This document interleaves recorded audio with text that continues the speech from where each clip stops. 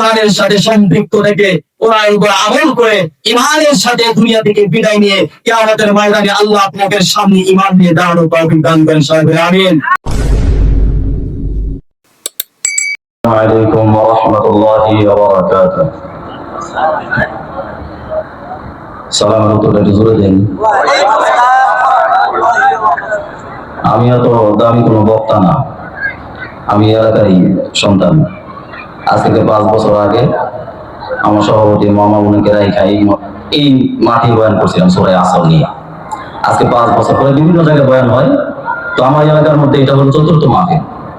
একটা বাংলায় কথা আছে যে পরের ঘরের পিঠা খাইতে লাগে মিঠা, নিজের ঘরের পিঠা খাইতে বেশি মজা লাগে না। এই জন্য এলাকার মধ্যে আমাদের এত আলোচনা হয় না। তো যতটুকু আলোচনা করব, আমাদের আমন্ত্রিত মেহমান যারা তারা আসতেছে, তারা আসবে, তো আমরা তাদের মুখ থেকে গুরুত্বপূর্ণ আলোচনা করে শুনবো। এর আগে অল্প কিছুক্ষণ তারা আসার আগ পর্যন্ত আমি 2-1টা কথা আপনাদের সাথে শেয়ার করতে চাই কোরআন এবং হাদিস থেকে। শুনবেন তো ইনশাআল্লাহ? সবাই শুনবেন? নারায়ে তাকবীর, নারায়ে তাকবীর, নারায়ে তাকবীর। যারা আপনি রিকশায় ঘোরাফেরা করছেন, আপনাদেরকে বলবো আপনারা ভিতরে চলে আসেন, ওলামায়ে কেরামগণ আসবেন, আলোচনা করবেন। তো আমি সংক্ষিপ্ত আকারে অল্প কিছু আলোচনা করব, যেহেতু আমার পূর্বে আমার ছোট ভাই মুফতি জাহিদ বিন জিলাল কোরআন থেকে কথা বলেছেন, তাই আমিও কোরআন থেকে ইনশাআল্লাহ কোরআনটাকে নিয়েই কথা বলার চেষ্টা করব। আল্লাহ তৌফিক দিন। نحمده ونستعينه ونستغفره ونؤمن به ونتوكل عليه ونعوذ بالله من شرور أنفسنا ومن سيئات أعمالنا. من يهده الله فلا مضل له ومن يضلل فلا هادي له. ونشهد أن لا إله إلا الله وحده لا شريك له. ونشهد أن سيدنا وحبيبنا ومولانا محمد عبده ورسوله الذي أرسله بالحق بشيرا ونذيرا وداعيا إلى الله بإذنه وسراجا وقمرا منيرا. أما بعد فقد قال الله تعالى في كلامه المجيد وفرقانه الحميد: أعوذ بالله من الشيطان الرجيم. بسم الله الرحمن الرحيم.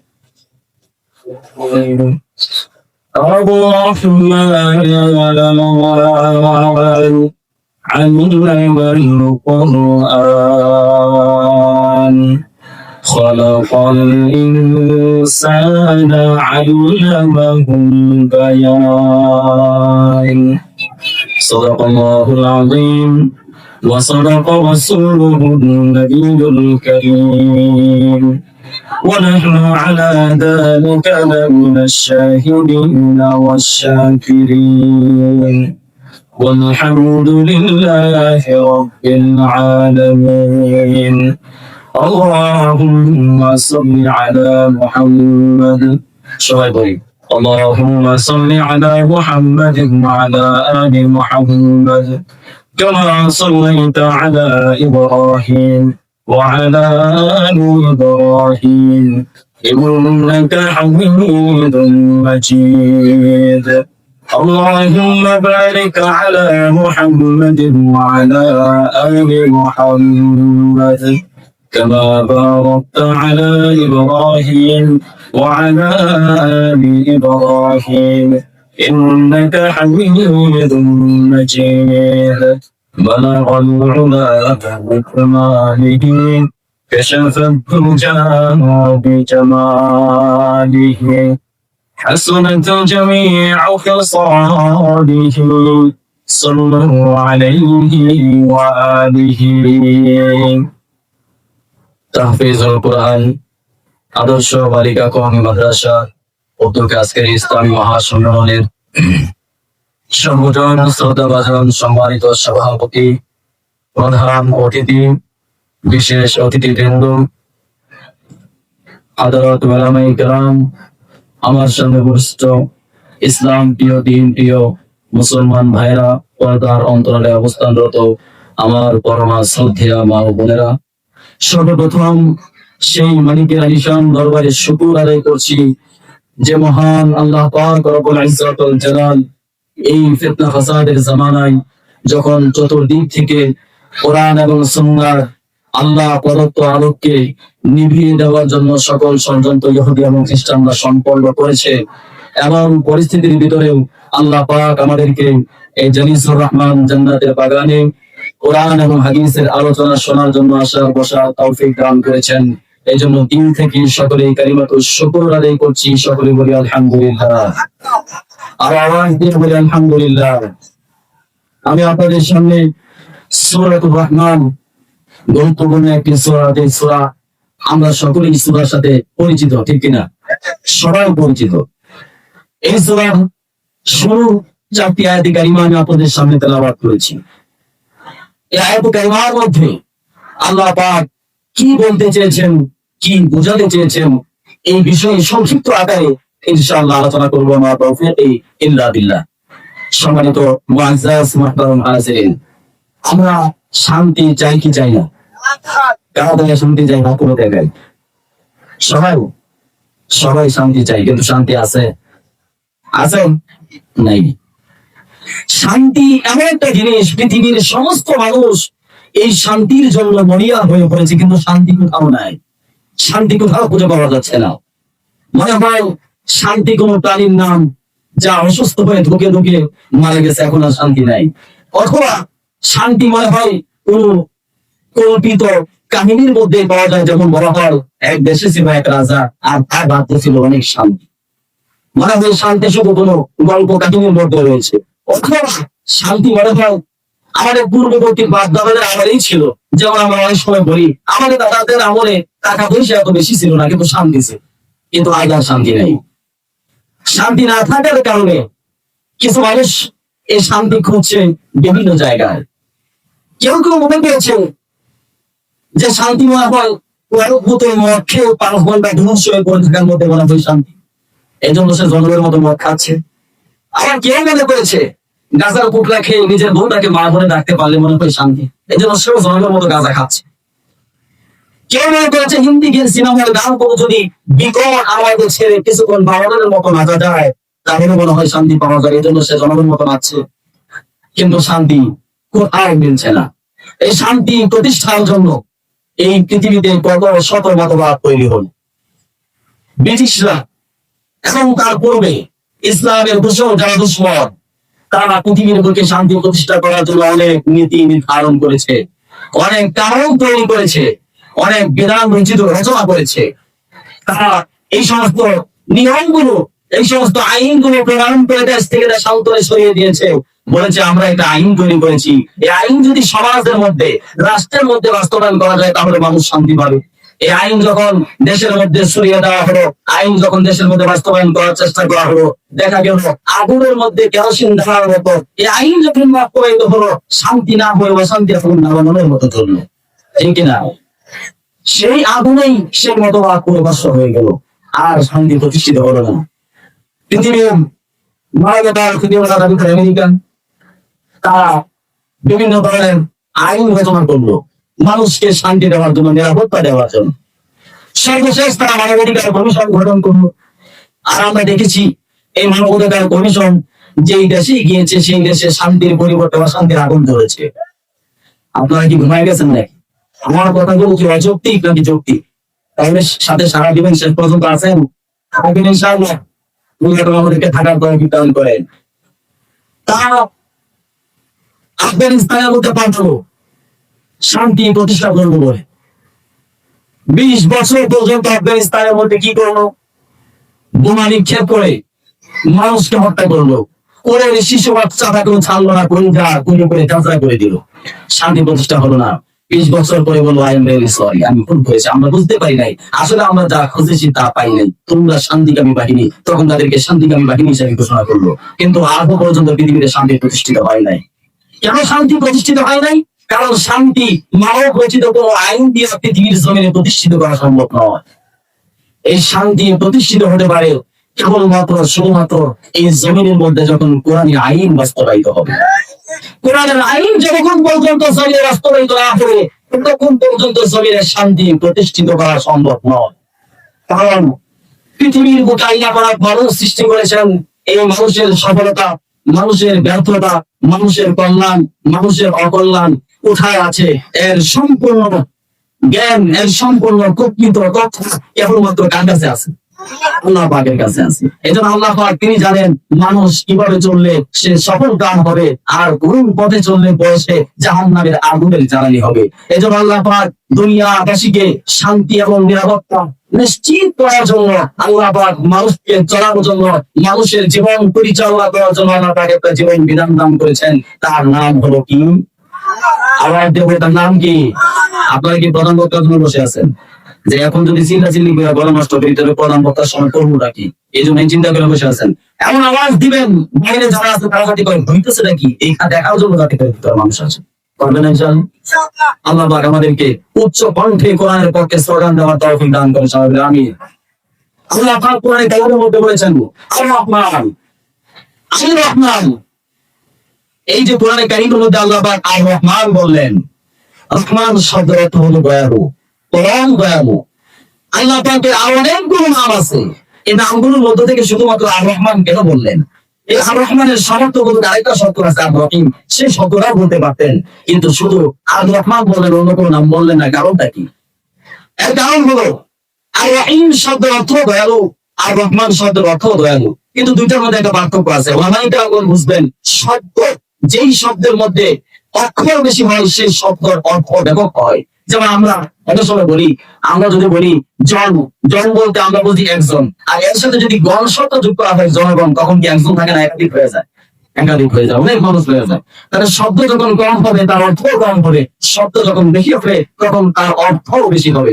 আর রহিম শব্দের মধ্যে অক্ষর কম, এই জন্য তার দয়াটাও কম। আর রহমান শব্দের মধ্যে অক্ষর বেশি, এই জন্য তার দয়াটাও বেশি। আল্লাহ পাক আর রহমান শব্দ এটাই বোঝাতে চেয়েছেন, দুনিয়াবাসীরা আমি আল্লাহ পাক এত বেশি দয়া করে এই কোরআনটাকে তোমাদেরকে দান করেছি, শুধু মুসলমানদের জন্য নয়, গোটা পৃথিবীর সমস্ত শ্রেণীর সমস্ত ধর্মের মানুষের জন্য আমি আল্লাহ পাক কোরআন নাযিল করেছি, কোরআন জীবন বিধান হিসেবে দিয়েছি। এজন্য আল্লাহ পাক আর রহিম না বলে আর রহমান শব্দ উল্লেখ করেছেন। তারপর আল্লাহ তাআলা বলছেন আল্লাহ আল কোরআন, আমি কোরআন শিক্ষা দিয়েছি। তার পরবর্তী আয়াতে বলছেন খলাকাল ইনসান, আমি মানুষ সৃষ্টি করেছি। আচ্ছা বলেন তো দেখি, আমরা দুনিয়াতে আসার আগে মানুষ ছিলাম? আমাদেরকে মানুষ হিসাবে কেউ জানতো? কিন্তু আল্লাহ তাআলা বলেন কোরআন শিখাইছি তারপর মানুষ বানাইছি। এর মানে কি? আমরা তাকে জন্মগ্রহণ করলাম, এক পর্যায়ে আলিফ বা তা সার মাধ্যমে কোরআন শিখলাম, কিন্তু আল্লাহ পাক আলিফ বা তা সা বলার আগে বললেন যে আমি আগে কোরআন শিক্ষা দিয়েছি তারপর মানুষ সৃষ্টি করেছি। এর অর্থ কি? এর অর্থ হলো দুনিয়ার মধ্যে কিছু মানুষ আছে যাদের চোখ আছে, যাদের কান আছে, যাদের নাক আছে, যাদের হাত আছে, যাদের পা আছে। দুনিয়ার মধ্যে এমন অনেক মানুষ আছে মানবীয় সমস্ত গঠন আকৃতি থাকার পরেও আমরা অনেক সময় মানুষকে মানুষ বলি না, বলি তাকে জানোয়ার বলি, কি বলি না? বলি কি বলি না? তারপরে বলো গঠন আকৃতি মানুষের মতো বলে মানুষ মানুষ হয় না। মানুষ হতে বলে কখন পরিপূর্ণ মানুষ হবে? যখন কোরআনের গুণ মানুষের ভিতরে পরিপূর্ণ ভাবে ঢুকবে। কোরআনের গুণ যতক্ষণ না ঢুকবে ততক্ষণ পর্যন্ত মানুষ মানুষ হতে পারবে না। আরো দেখো মানুষ ছিল, বর্তমান দুনিয়ার মধ্যে কিছু মানুষ আছে যারা আগে কেউ নিকৃষ্ট, তারা পরিষ্কার ভাবে বলতে পারে আমরা কোরআনের আইন মানি না। এটি মানুষ, আল্লাহর ভাষায় মানুষ নয়।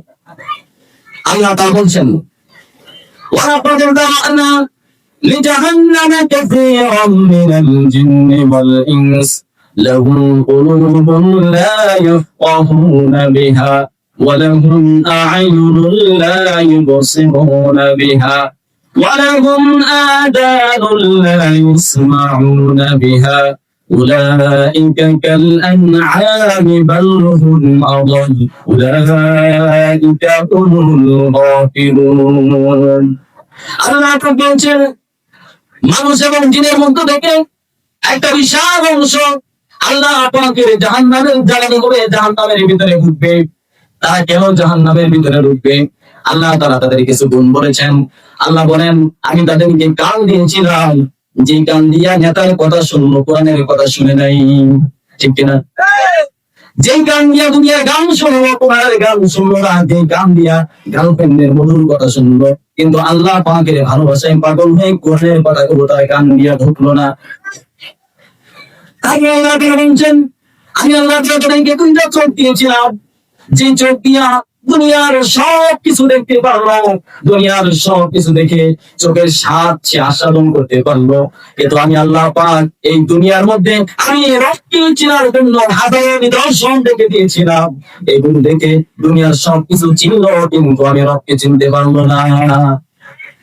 তারপর আল্লাহ তাআলা বলছেন, আমি তাদেরকে অন্তর দিয়েছিলাম, যে অন্তর দিয়ে দুনিয়ার সব কিছু বুঝেছে, দুনিয়ার সব কিছু বোধগম্য হয়েছে। তার অন্তর দিয়ে দুনিয়ার সবকিছু সে বুঝতে পারলো। রাজনীতির ময়দান কেমনে চালাতে হবে তাও বুঝতে পারলো, সংগঠন কিভাবে চালাতে হবে তাও বুঝতে পারলো, রাষ্ট্র কিভাবে চালাতে হবে তাও বুঝতে পারলো, সমাজ কিভাবে চালাতে হবে তাও বুঝতে পারলো।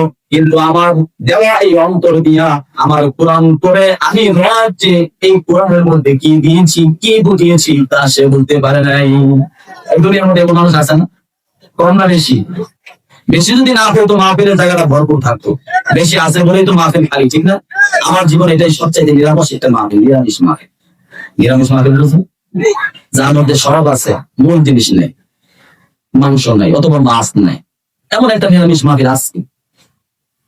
আজকে যদি এখানে গানের কনসার্ট হতো, তাহলে ডান্স দেওয়ার জন্য আগাম প্রস্তুতি নিয়ে আসর নামাজের পরে এখানে এসে উপস্থিত হইতো।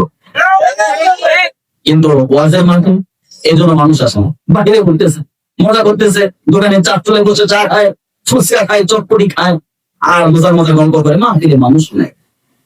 মানুষ ওই জায়গায় দাঁড়ায় থেকে এই জায়গার সমালোচনা হচ্ছে, কোরআনের সাথে সম্পর্ক নাই। এই জন্য তো আমাদের মধ্যে আছে শান্তি নাই, দেশের মধ্যে শান্তি নাই। শান্তি থাকবে কিভাবে? কোরআনের সাথে কোনো সম্পর্ক নেই। সম্পর্ক তো হয়েছে ইহুদি, খ্রিস্টান, আমেরিকা, ভারতের সাথে, মুসলমানের কোরআনের সাথে কোনো সম্পর্ক নাই। এই জন্য দেশের মধ্যে কোনো শান্তি নাই। যদি মানুষের কোরআনের সাথে সম্পর্ক যদি কোরআন দিয়ে বিচারিত এই দেশের মধ্যে উসমান দেশ থেকে গুলিকে দেশ থেকে পালানো সম্পর্ক করতে পারতো না। কিন্তু এটা আজ কেমন হচ্ছে? কোরআনের সাথে সম্পর্ক নাই, কোরআন অনুযায়ী জীবন আমরা চালাই না। এই জন্য আজকে আমাদের এই দুরবস্থা। আমাদের কোরআনের সাথে সম্পর্ক নাই, কিন্তু আজকে আমি দেখতে পাচ্ছি কোরআন থেকে আমার দেশের এক শ্রেণীর মানুষ যারা নিজেদেরকে অনেক বড় পণ্ডিত দাবি করেন, মানুষদেরকে কোরআন থেকে দূরে সরানোর জন্য চেষ্টা চালাচ্ছে। কিন্তু পরিণতি কি হচ্ছে? কোরআন থেকে মানুষকে যতই দূরে সরানো হচ্ছে, মানুষ কত কোরআনের দিকে ধাবিত হচ্ছে। কোরআন থেকে দূরে সরানো সম্ভব নয়। আজ থেকে 1000 বছর আগে মুহাম্মদ রাসূলুল্লাহ সাল্লাল্লাহু আলাইহি ওয়াসাল্লামকে পাগল বলে রসুল থেকে, কোরআন থেকে মানুষকে দূরে সরানোর চেষ্টা করা হয়েছিল, কিন্তু মানুষ দূরে সরে নেয়। হজের সময় আবু জেহেল দেশের নেতৃস্থানীয় ব্যক্তিবর্গ যারা দেশ চালায়, দেশ শাসন করে, তারা মাঠের মধ্যে নামলো। হাজী সাহেবদেরকে বললো, তোমরা হজ করতে আসো, ভালো কথা, কিন্তু আমার দেশের মধ্যে একটা নতুন পাগল আসছে, যে পাগল সে এমন কিছু কথা বলে মানুষের মন কেমন ভাবে জয় করে যে মানুষ তার দিকে আকৃষ্ট হয়ে যে ধর্ম সেইটা তার কাছে এসে আত্মসমর্পণ করে বসে থাকে। তোমরা খবরদার তার কাছে যাইবা না, সে কিন্তু মারাত্মক জাদুকর, তার কোরআনের মধ্যে বিশাল জাদু রয়েছে। মানুষ চিন্তা করলো, দেশের ক্ষমতাধর মানুষ, দেশ যারা দাঁড়ায়, তারাই যখন পাগলের বিরোধিতা করে, পাগলকে তো সাধারণ কোনো পাগল না চলে, একটু পাগলটাকে দেখে আসে। মানুষ পাগল দেখার জন্য পাগলের কাছে গেল, গিয়ে দেখলো কাবাগের সামনে একজন সুবল সংযমক দাঁড়িয়ে আল্লাহ পাকের কালাম তেলাওয়াত করছে। মানুষগুলো যখন তার চেহারা থেকে তাকালো, তাকে বলল, আল্লাহর শপথ করে বলছি, আল্লাহর জমিনে আমাদের চোখ দিয়া কত সুন্দর সুন্দর মানুষ দেখেছি, আকাশের চাঁদও দেখেছি, পূর্ণিমার রাত্রিতেও চাঁদটাকেও দেখেছি, কিন্তু এখন আমাদের চোখের সামনে যে লোকটাকে দেখতে পাচ্ছি, কিছুক্ষণ আগেও তাকে পাগল বলা হয়েছে, এই লোকটার মতো এত সুন্দর মানুষ আমাদের গুরুচর্তি আল্লাহর জমিনে কোনোদিন দেখি নাই। চিন্তা করেন, এত সুন্দর মানুষ তো পাগল হতে পারে না, এত সুন্দর মানুষ কখনো মাথা খারাপ হতে পারে না। আর কাছে যাই, গিয়ে দেখি সে কি বলছে, একটু সে শোনা দরকার আছে। তার কাছে গেল, যাওয়ার পরে দেখলো তিনি তার সমুদ্র কণ্ঠে আল্লাহ পাকের কালাম তেলাওয়াত করছে। যে তেলাওয়াত শুনে মানুষ মনে করলো, বলা বলি করতে লাগলো, এত সুন্দর কথা, এত সুন্দর বাণী, এত সুন্দর আওয়াজ, এত সুন্দর পঙ্ক্তি, এত সুন্দর করে, এত কখন করে, এত সুন্দর সমালোচিত করে, এত সুন্দর করে কথা যে ব্যক্তি বললো, এই ব্যক্তির এই কথাগুলো তো দুনিয়ার কোনো মানুষের বানানো কথা হতে পারে না। আমরা তো যাবো, কত কবি দেখেছি, কত সাহিত্যিক দেখেছি, কত কবির কবিতা, রচিত কবিতা দেখেছি, পড়েছি, কত সাহিত্যিকের সাহিত্য পড়েছি এবং তাদের মুখ থেকে শুনেছি। কিন্তু যে ব্যক্তিকে পাগল বলা হচ্ছে, সে মুখ দিয়ে যে কথাগুলো বলছে, এই কথা কোনো দুনিয়ার কোন মানুষের বানানো কথা হতে পারে না। নিঃসন্দেহে তিনি আল্লাহ তাআলার পয়গম্বর, আল্লাহর নবী, শেষ নবী, তিনি যা বলছেন এটাও নিঃসন্দেহে আল্লাহ পাকের কালাম। সুতরাং আমরা সাক্ষী দিচ্ছি তিনি আল্লাহ পাকের নবী, আল্লাহ পাকের রাসূল, তিনি যা বলছেন তাও আল্লাহ পাকের কালাম। সুতরাং চলো আমরা সবাই কালিমা পড়ে মুসলমান হয়ে যাই। সবাই পড়ে নিল লা ইলাহা ইল্লাল্লাহু মুহাম্মাদুর রাসূলুল্লাহ সাল্লাল্লাহু আলাইহি ওয়াসাল্লাম। মানুষকে আমি যেখানে চেয়েছিল কোরআন থেকে দূরে সরানোর জন্য, কিন্তু মানুষ কোরআন থেকে দূরে সরে নাই, রসুলের কাছে গিয়েছে, কোরআনের কাছে গিয়েছে, সেখান থেকে প্রমাণ হয় আজও যারা মানুষকে কোরআন থেকে দূরে সরানোর চেষ্টা করছে, তারা সেই ইতিহাস থেকে শিক্ষা নেয় এবং বর্তমান দেখেও শিক্ষা নিতে পারে। আমরা দেখতে পাচ্ছি বর্তমান জামানায় যাদেরকে জেলখানায় বন্দী করা হয়েছিল, মৌলবাদ বলে, জঙ্গিবাদ বলে, যাদেরকে কোরআনের অপরেখাকারী হিসেবে দেশের মানুষের কাছে পরিচিত করে দেশ থেকে বিতাড়িত করে দিয়েছিল, তাদের নাম শুনলে লক্ষ লক্ষ মানুষের জামায়াত হয়ে যায়। এটা কিসের কারণে? কোরআনের কারণে। কিসের কারণে? কোরআনের বদলের কারণে। এর জন্য কোরআন যা গ্রহণ করবে, আমার পূর্বে আমার ছোট ভাই বলেছেন, কোরআনের সম্পর্ক যার সাথে হবে তার সম্পর্ক শুধু কোরআনের সাথে না, সরাসরি আল্লাহ পাকের সাথে হয়ে যাবে। আর যার সম্পর্ক আল্লাহ পাকের সাথে হয়ে যাবে, দুনিয়ার কোনো কিছুই তাকে আর রুখে দিতে পারবে না। হযরত ওমর রাদিয়াল্লাহু তাআলা আনহু, তিনি যখন খলিফাতুল মুসলিমিন হলেন, কোরআনের সাথে সম্পর্ক তৈরি হলো। একদিন এক ময়দান দিয়ে যাচ্ছেন, যাওয়ার সময় তিনি বললেন, তার সাথীকে আঙ্গুল দিয়ে দেখিয়ে বললেন, এই যেটা একটা ময়দান দেখা যায়, আজ থেকে বহু বছর আগে এই ময়দানে আমি খাত্তাবের বেটা ওমর বকরি চড়িয়েছি। সেই দিন খাত্তাবের ক্ষমতা আমি ওমরের উপর চলেছিল, আমি ওমর খাত্তাবের কথায় উঠেছি, বসেছি। কিন্তু আজ আমার সম্পর্ক নবীর সাথে হয়েছে, আমার সম্পর্ক কোরআনের সাথে হয়েছে, আমার সম্পর্ক কোরআনের সাথে হয়েছে। এই কারণে আজকে আমি আমার এক পথে গিয়েছি। পৃথিবীর কোন একটা সত্যিকে আমি এরকম ভয় পাই না, কেবলমাত্র আল্লাহ পাককে ছাড়া। তবে কোরআনের সাথে যার সম্পর্ক আছে তার কোনো ভয় নাই, তা কি নাই? কোনো ভয় নাই। কোরআন এমন একটা গ্রন্থ, আল্লাহ পাক এই কোরআন তাদেরকে দান করেছেন, তাদের চেয়ে সৌভাগ্যশীল পৃথিবীতে আর কোনো মানুষ নাই। আছে নাকি? নাই। আল্লাহ কোরআনে করতে বলেছেন, তাহা মা আনজালনা আলাইকাল কুরআনা লিতাশকা। আল্লাহ বলছেন, হে নবী, আপনি ভাগ্য বিপর্যিত হবেন, আপনার ভাগ্যটা খারাপ হয়ে যাবে, আপনি কপাল বন্ধ হবেন। এই জন্য আমি আল্লাহ পাক আপনার কাছে কোরআন নাযিল করি নাই, বরঞ্চ এই কোরআন আমি আপনার কাছে এই জন্য নাযিল করেছি, এই কোরআন দিয়ে আপনি আপনার জীবন পরিচালিত করবেন, এই কোরআন দিয়ে আপনি আপনার পরিবার চালাবেন, এই কোরআন দিয়ে আপনি আপনার সমাজ চালাবেন, এই কোরআন দিয়ে আপনি আপনার রাষ্ট্র পরিচালনা করবেন, এই কোরআন দিয়ে আপনি বিচার ফাইসালা সম্পন্ন করবেন। যখন এই কোরআন দিয়া জমিন পরিচালিত হবে, আমি রব্বুল কারীম, আকাশের মালিক, আরশের মালিক, এই জমিনটাকে শান্তি দিয়া ভরপুর করে দিব। আল্লাহ রাস্তা বলেন, আমি কোরআনের সাথে সম্পর্ক করে কেবেন তো ইনশাআল্লাহ। তাই না? এই আছেন সবাই মিলে আল্লাহু আকবার, নারে তাকবীর, নারে তাকবীর। কোরআন হাদিস যেখানে, কোরআন হাদিস যেখানে নাই, আমরাও সেখানে নাই। এই জমিনে কোরআন বাস্তবায়িত হোক, আমরা চাই কি চাই? সবাই চাই। মানুষ একটা সময় আকাশের চাঁদ দেখে বলতো, এই চাঁদটা কি রে এত ঝলমল করে, এই চাঁদ রাতে তো আগে কোথায় পার? মানুষ চাঁদ নিয়ে গবেষণা করলো, গবেষণা করতে করতে এক পর্যায়ে অবস্থা এমন হলো, পৃথিবীর জমিন থেকে মানুষ চাঁদ পর্যন্ত পৌঁছে গিয়েছে। একটা লোহার টুকরা আপনি যদি আকাশের দিকে আপনার কপাল বরাবর উপরের দিকে নিক্ষেপ করেন, লোহার টুকরা কোথায় যাবে? হ্যাঁ, কথা বলেন, কোথায় যাবো? কপালে। মানুষ এই লোহার টুকরা নিয়ে গবেষণা করলো, মেহনত করলো, চেষ্টা করলো, আজকে শত শত টন লোহা আকাশে ভাসে মানুষকে নিয়ে আবাস। একটা লোহার টুকরা পানিতে নিক্ষেপ করলে লোহার টুকরা কি ভাসবে না পানির নিচে চলে যাবে? পানির নিচে চলে যাবে। মানুষ এই লোহা নিয়ে গবেষণা করলো, আজকে হাজার হাজার টন লোহা পানির উপর মানুষকে নিয়ে ভেসে বেড়াচ্ছে। তার বিনিময়ে মানুষ চাইলে অনেক কিছু করতে পারে। এই যেমন মানুষ তো অনেক কিছু করেছে, এই মানুষ যদি আবার চেষ্টা করে, মানুষ যদি একটু মেহনত করে, বাংলার সংসদ পুরানায় সংসদ হতে বাধ্য হবে না? আমরা সবাই মুসলমান, আমরা কি মুসলমান? যতদিন বাঁচবো ততদিন কোরআন নিয়ে বাঁচবো, যতদিন বাঁচবো ততদিন ইসলামের উপর, ইমানের উপর অটল থেকেই বাঁচবো। এই জন্য তো একটা সঙ্গীত ফার্মান, ইমানের পথে অবিচল থেকে আমার মন যেন হয়, কোরআনের পথে অবিচল থেকে আমার মন যেন হয়, তোমারই কাছে মিনতি আমার, তোমারই কাছে মিনতি আমার,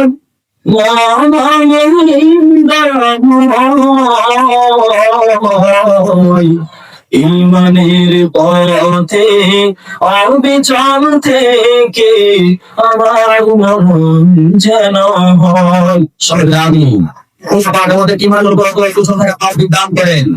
এই ইমান, এই কোরআন, এটা হলো মুসলমানদের পুঁজি, এটা হলো মুসলমানদের সম্পদ। আজ ইয়াহুদি খ্রিস্টানরা এই কোরআন রিচার্জ করে অনেক উপরে চলে গেছে, কিন্তু গোপাল গোয়া মুসলমান আমরা কোরআন রিচার্জ করে কোথাও যেতে পারি নাই। এই কোরআন অনুযায়ী যদি আজকে আমাদের দেশ পরিচালিত হতো, ইনসাফ প্রতিষ্ঠিত হতো। কোরআন অনুযায়ী দেশ পরিচালিত হয় না, ইনসাফ প্রতিষ্ঠিত হয় না। আর যখন তিনি অর্ধজাহানের বাদশা, তিনি বাজারে গেলেন, একজনের কাছ থেকে ঘোড়া খরিদ করলেন, কথাবার্তা সব কমপ্লিট, ঘোড়াও টাকা পয়সা দেওয়া হলো, ঘোড়াও নেওয়া হলো। বলা হলো, হুজুর এটা অত্যন্ত ভালো একটা ঘোড়া আপনাকে দিয়েছি, বাজারে এত দামি ঘোড়া আর নাই। ওমর রাদিয়াল্লাহু তাআলা আনহু ঘোড়াটা নিলেন, ঘোড়াটা নিয়ে যখন চলতে শুরু করলেন, কিছু দূর যাওয়ার পরে ঘোড়ার পা চারটি অটুজ হয়ে গেল, আর ঘোড়া চলতে পারে না। ওমর রাদিয়াল্লাহু তাআলা আনহু মেজাজটা বড় গরম হলো, তিনি আবার বিক্রেতার কাছে গেলেন, গিয়ে বললেন, ভাই তুমি কেমন একটা ঘোড়া আমাকে দিয়েছো, এই ঘোড়াটা নিয়ে কিছু দূর যেতে না যেতে ঘোড়ার পা চারটা অটুজ হয়ে গেছে, আমি এই ঘোড়া নেবো না, তোমার ঘোড়াটা তুমি ফেরত নাও, আমাকে আমার টাকা ফেরত দিয়ে দাও। এবার বিক্রেতা বললো, ইয়া আমিরুল মুমিনিন, আমি যখন আপনাকে ঘোড়াটা দিয়েছিলাম তখন তো ঘোড়ার কোনো সমস্যা ছিল না, ভালো একটা ঘোড়া আপনাকে দিয়েছিলাম, আপনার কাছে পাওয়ার পরে ঘোড়াটা নষ্ট হয়েছে, সুতরাং ঘোড়াও ফেরত নেওয়া যাবে না, টাকাও ফেরত দেওয়া যাবে না। ওমর রাদিয়াল্লাহু তাআলা বললেন, চলো তাহলে বিচারকের কাছে, বিচারপতির কাছে। ওমর রাদিয়াল্লাহু তাআলা জামানায় তখনকার বিচারপতি ছিলেন কাজী সুরাইহ ইবনে হারিস। তার কাছে যাওয়ার পরে যখন দরবারে ঢুকলেন, কাজী সুরাইহ ইবনে হারিস ওমর রাদিয়াল্লাহু তাআলা মুখে দেখার পরে সাথে সাথে দাঁড়িয়ে গেলেন, বললেন, ইয়া আমিরুল মুমিনিন, আপনি কেন আমার কাছে আসলেন? আমাকে বললেই তো আপনার কাছে আমি যাইতাম। ওমর রাদিয়াল্লাহু তাআলা বললেন, হে কাজী সাহেব, একটা বিচার আপনার কাছে এসে নিয়ে এসেছি, আপনি ইনসাফ করুন, একটা ফয়সালা আমাদেরকে দিবেন। ওমর রাদিয়াল্লাহু তাআলা বললেন, আমি এই লোকটার কাছ থেকে ঘোড়া কিনেছিলাম, এই লোকটা আমাকে যখন ঘোড়া দিয়েছিল, ঘোড়াটা ভালো ছিল, কিছু দূরে যাওয়ার পরে ঘোড়াটা নষ্ট হয়ে গেল, ঘোড়া চলতে পারে না। আমি যখন তার কাছে ঘোড়াটা ফেরত দিলাম, তখন সে আর ঘোড়া ফেরত দিতে চাই না, আমার টাকাও ফেরত দিতে চাই না। আমি তো এই নষ্ট ঘোড়া নেবো না, এই অটেজ ঘোড়া নেবো না, আমার টাকা আমাকে ফেরত দিতে হবে। কাজী সুরাইহ ইবনে হারিস বললেন, ইয়া আমিরুল মুমিনিন, শুধু আপনার কথা শুনে তো বিচার করা যাবে না, আপনার বিপক্ষে যিনি আছে তার কথা ওদের শুনতে হবে। তাকে বলা হলো, আপনার বক্তব্য কি? সে বলল, আমি যখন আমিরুল মুমিনিনকে আমাকে যখন আমি আমার ঘোড়াটা দিয়েছিলাম, তখন ভালো একটা ঘোড়া দিয়েছিলাম, এই ঘোড়াটা তার কাছে যাওয়ার পরে নষ্ট হয়েছে, আমি তো নষ্ট ঘোড়া দেই নাই, তাহলে আমি কেন টাকা ফেরত দিব? কাজী সুরাইহ ইবনে হারিস বললেন, ইয়া আমিরুল মুমিনিন, তার বক্তব্য শোনার পরে বোঝা গেল গোড়াটা তার কাছে নষ্ট ছিল না, আপনার কাছে এসে নষ্ট হয়েছে। আপনি ওমর এই মুহূর্তে সুস্থ আছেন, বাড়িতে সুস্থ হয়ে যেতে পারবেন, এর কোনো গ্যারান্টি কি আপনার কাছে আছে নাকি? ওমর রাদিয়াল্লাহু তাআলা বললেন, না, আমার কাছে তো কোনো গ্যারান্টি নেই। কাজী সাহেব বললেন, ইয়া আমিরুল মুমিনিন, আপনি হয়তো জাহানের বাদশা হতে পারেন, আপনি রাষ্ট্রের প্রেসিডেন্ট হতে পারেন, কিন্তু কোরআন দিয়ে যদি ফয়সালা করা হয়, আজকের বিচারটা আপনি খলিফার বিরুদ্ধে যাবে, এই বিক্রেতার পক্ষে যাবে। ওমর রাদিয়াল্লাহু তাআলা দরবার থেকে বের হয়ে আসলেন, সরকারকে নিয়ে, সদস্যদেরকে নিয়ে মিটিং এ বসলেন। বসার পরে বললেন, আজকে আমি একটা বিচার নিয়ে গিয়েছিলাম অমুক এলাকার এক কাজী সাহেবের কাছে, সে যে ফয়সালাটা করলো, এত সুন্দর ফয়সালা আমাকে দিয়েছে, আমি তার বিচার শুনে আমার কাছে এত আনন্দিত আমি হয়েছি, এত খুশি হয়েছি। আজকে তোমাদের সামনে ঘোষণা করে দিলাম, এই কাজী সাহেব শুধু এলাকার কাজী থাকবে না, আজকে রাষ্ট্রের প্রধান কাজীর বিচার করতে দায়িত্ব তাকে দিয়ে দিলাম। আমার দেশে যদি এমনটা হইতো, বিচারককে হয়তো তার মাথা নষ্ট, বাইরে পাঠায় দেবে, কথা বল না কেন? অথবা হঠাৎ করে শুনতাম আমাদের বিচারপতি গুম হয়ে গেছে, এমনটা হইতো। কিন্তু কোরআন দিয়ে যদি ফয়সালা করা হোক, তাহলে এই বিষয়টা হবে না। এজন্য আমার দেশের মধ্যে কোরআনে আইন প্রতিষ্ঠিত হওয়ার এর বিরোধিতা কেবলমাত্র তারাই করে যারা ইসলামের সাথে দুশ্মনী করে, যারা ইসলামের সাথে দুশ্মনী করে, কেবলমাত্র তারাই কোরআনের আইন মানে। চোরের কাছে যদি দিলাম, চোর বলবে জীবনও মানি না। ডাকাতের কাছে যদি বলা হয় তুমি ডাকাতি করলে তাহলে মনে করলা, সে বলবে আমি মানি না। জিনাকারের কাছে যদি বলা হয় কবর পর্যন্ত কুদে ফেলে পাথরে নিক্ষেপ করে আগুনে তার খুলে দুনিয়া থেকে সরিয়ে দেওয়া হবে, সে বলবে আমি এই আইন মানি না। মানবেন? চোর, ডাকাত, বদমাস, জেলাখোর, মদখোর, দুর্নীতিবাদ কেবলমাত্র তাই কোরআনের আইন মানে না, বাকি সমস্ত মুসলমানের তাই এই দেশে ইসলাম প্রতিষ্ঠিত হোক। সম্মানিত ভাইরা, এই কোরআন শুধুমাত্র দুনিয়ার জমিনে সীমাবদ্ধ নয়, এই কোরআন কবরের মধ্যে চলবে। আপনারা জানেন কবরের মধ্যে 3টা প্রশ্ন করা হয়। প্রশ্ন এটা আওয়াজ দিয়ে কথা প্রশ্ন, কি কি প্রশ্ন? মান রব্বুকা, তোমার রব কে? আমার দিনুকা, তোমার দিন কি? আমার নবীকা, তোমার নবী কে, যাকে তোমার কাছে পাঠানো হয়েছে। এই 3টা প্রশ্ন আমরা জানি না। 3টা প্রশ্নের পরে আরো 2টা প্রশ্ন করা হবে, আপনারা জানেন? কবরের মধ্যে যখন কোনো নবীন ব্যক্তিকে রাখা হবে, যখন তাকে কবরস্থ করা হবে, তার কবরের মধ্যে 2জন ফেরেশতা এসে তাকে 3টা প্রশ্ন করবে। বলা হবে তোমার রব কে? কি বলবে? আমেরিকা, খবর আছে। যদি বলে ভারত, তাইলেও খবর আছে। খবর একমাত্র খবর থেকে মুক্ত হবে সে যে বলবে আমার রব আল্লাহ। মনের মৃত্যু বলবে আমার রব আল্লাহ।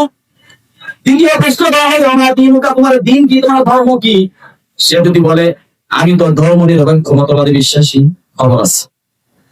যদি বলে আমি মুসলমান না, আমি হিন্দু না, বলছে কি বলছে না, ঘুমাই গেছে না, আপনারা জানেন না?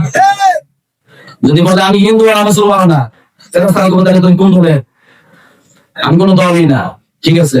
আমরা তো বলবো নাই তুই এই দলে যা, যেই দলে আল্লাহ পাক তৈরি করে রাখছে, খালি ধাও ধাও করে চলবে, তুই আল্লাহ করে চলবে। বলা হলে তোমার ধর্ম কি? মনের ব্যক্তি বলবে আমার ধর্ম ইসলাম। আমি যতদিন বেঁচে ছিলাম ইসলামের উপর ছিলাম, যতদিন বেঁচে ছিলাম ইসলামের কথাই বলেছিলাম, মৃত্যুর সময় ইসলামের কালিমা পড়েই মৃত্যুবরণ করেছি। তাকে 3য় প্রশ্ন করা হবে তোমার নবীকে? বলবে নাকি আমার দলের নেতা বলবে? হ্যাঁ, উপায় আছে? আমার দলের নেতা করে উপায় আছে? কি বলবে? বলবে আমার নবী জনাবে মুহাম্মদুর রাসূলুল্লাহ সাল্লাল্লাহু আলাইহি ওয়াসাল্লাম। এই 3টা প্রশ্ন কমপ্লিট হওয়ার পরে এই মুমিন ব্যক্তিকে আরো 2টা প্রশ্ন করা হবে। বাকি 2টা প্রশ্ন হয়তো মনে করতেছেন তো মুমিন হয়ে বিপদ হলো না। প্রশ্ন যদি 5টা হয়, 3টাই তো পারি না, 5টা কোনো উপায় আছে? দ্বিতীয় যে 2টা প্রশ্ন করা হবে, এই প্রশ্ন হবে আনন্দের প্রশ্ন। ফেরেশতারা লোকটাকে আনন্দের সাথে প্রশ্ন করবে, এই তুমি যে এই যে 3টা বিষয়ে প্রশ্ন করা হলো, উত্তর দিলা, জানলা করতেন? সুবহানাল্লাহ বলতেন? জানছো তো? মহান ব্যক্তি বলবে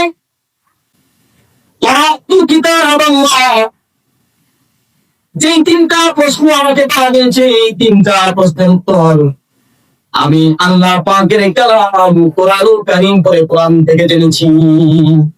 সুবহানাল্লাহ, আস্তে করে আস্তে করে তাহলে বোঝা গেল কবরের প্রশ্নের জবাবের জন্য কোরআন শিখতে হবে। কোরআনের সাথে তার সম্পর্ক নাই, কবরের 3টা প্রশ্নের জবাবও সে দিতে পারবে না। কবরের প্রশ্নের জবাব তাদের জন্য কঠিন হবে যাদের কোরআনের সাথে কোনো সম্পর্ক নাই।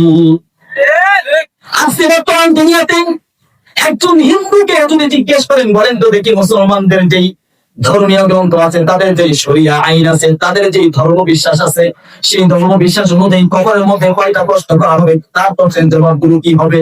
হিন্দুরা বলবে না এই 3টা প্রশ্ন করা হবে, 3টা প্রশ্নের জবাব এই 3টা হবে, বলতে পারবে না। আমার দেশের অনেক প্রাইমারিতে ইসলাম শিক্ষা বই পড়ায় হিন্দু শিক্ষক আছে না নাই? তাহলে এই হিন্দু শিক্ষক যখন পড়ায় সে কালিমাও পড়তে পারে, সে এই সমস্ত বিষয় সম্পর্কে জানে। কিন্তু আশ্চর্য বিষয় হলো দুনিয়ার বুকে জমিনের উপরে দাঁড়িয়ে থাকা মানুষ কবরের প্রশ্ন সম্পর্কেও জানে, কবরের প্রশ্নের জবাব সম্পর্কেও জানে, কিন্তু কবরে যাওয়ার পরে আর জবাব দিতে পারবে না। আর মূল কারণ হলো কোরআনের সাথে যার সম্পর্ক আছে, কবরে যাওয়ার পরে তার ভিতর থেকে অটোমেটিক এই 3 প্রশ্নের জবাব বের হয়ে আসবে। যার কোরআনের সাথে সম্পর্ক থাকবে না, সে যত বলে না তাকে কবরের মধ্যে সওয়ালের জবাব দিতে পারবে না। মুসলমান হয়ে চলতে পারে, আমার বলতেন মুসলমান, আপনাকে গোলাম, আমি ভারতের গোলাম না, আমি আমেরিকার গোলাম না, আমি কোন নেতার গোলাম না, আমি গাইডান পাকের গোলাম। সুতরাং আল্লাহর জমিনে যতদিন থাকবো ততদিন আমার মাথা আল্লাহ পাকের সামনে নত হবে, কোন নেতা নেত্রীর সামনে নত হবে না। কোরআন মানবো, এই জমিনে কোরআন প্রতিষ্ঠিত হোক, সবাই চাও। আমার দেশের মুসলমান বিএনপি, আওয়ামী লীগ, জাতীয় পার্টি, জাসদ বাসদ যত কিছু বলেন, যত দল বলেন, ইসলামী দল বলেন, জামায়াত ইসলাম বলেন, জমিয়ত উলামা ইসলাম বলেন, ইসলামী ঐক্যজোট বলেন, ইসলামী ঐক্য ফ্রন্ট বলেন, এবং খেলাফত মজলিস বলেন, ইসলামী আন্দোলন বলেন, সবার ধর্ম কয়টা? কি ধর্ম? সবার পরিচয় কয়টা? কি? মুসলমান। তাহলে আমার সব কিছু যদি মুসলমান হয়, আমার জীবন বিরান্ত যদি মুসলমান হয়, তাহলে আমার জমিনটা ইসলামী আন্দোলনকে চলবে না কেন? মুচির ছেলে, কার ছেলে? মুচি, বাজারে জুতা সেলাই তো।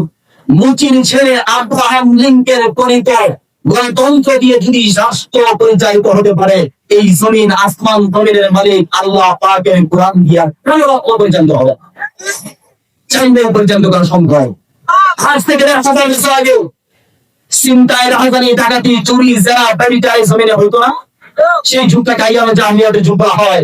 এই কোরআনের সংস্পর্শে এসে সেই জাহিলি যুগটাও সোনালী যুগে পরিণত হয়েছে। সুতরাং আজকে এই দুনিয়াটার মধ্যে আমার যদি কোরআন দিয়া শাসিত হয়, তাহলে এই যুগটাও সোনালী যুগে পরিণত হবে। এজন্য কোরআন দিয়া, কোরআন শুধুমাত্র ঘরের মধ্যে নয়, কোরআন শুধুমাত্র ব্যক্তি কেন্দ্রিক নয়, কোরআন শুধুমাত্র মসজিদে থাকার জিনিস নয়, কোরআন শুধু মাদ্রাসায় পড়া হবে। আমার বাবা মারা গেছে, 40 দিনের দিন মাদ্রাসা থেকে হুজুরকে হায়ার করে এনে কোরআন কারিমের খতম দেব, এই জন্যই কোরআন নাযিল হয় নাই। আল্লাহ বলছেন, আফালা ইয়াতাদাক্কারুনাল কুরআনা ওয়ালাউ কানা মিন ইনদি গায়রিল্লাহি লাওয়াজাদুহু ফীহি ইখতিলাফান কাসীরা।